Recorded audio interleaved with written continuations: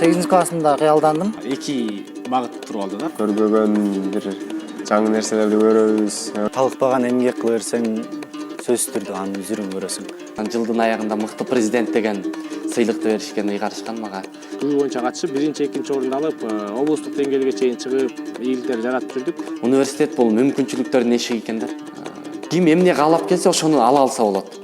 Албай кетип калса дагы болот. Эң башкысы өзүңөргө ишенгиле демекчимин келаткан абитуриенттерге. Анан студенттик күндөр аябай сонун. Көбүнчө сүйлөйт.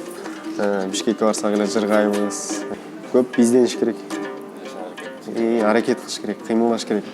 Кыймылдабаса эч нерсе болбойт. Окусам, анан бир коомго пайдалуу иш жасасам, айылыма ушундай иштерди жасасам деген бийик изги тилегим бар эле. Мугалимдерибиздин, жетекчилерибиздин катышуусу менен илимий макалаларды жазып, Баары эле айтып берет. Айылдан тажадым.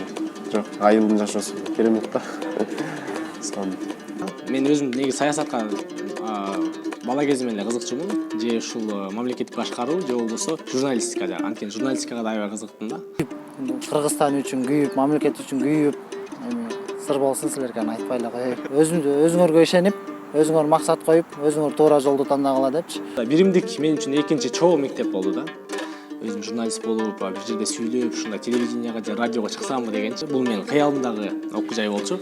ушул шаардан барганда ата-энемдин жүзүндөгү бир ышын көрүп, алардын улгайып баратканын көрүп, анан мен сурануу деген бир ыр жара жаздым эле да, ушул ата-эне тууралуу өздүк чыгарма кылып жаздым эле. Бизнесмен болуп кетсек, балдар үйүнө, карылар үйүнө жардам беребиз деген ойлорубуз бар.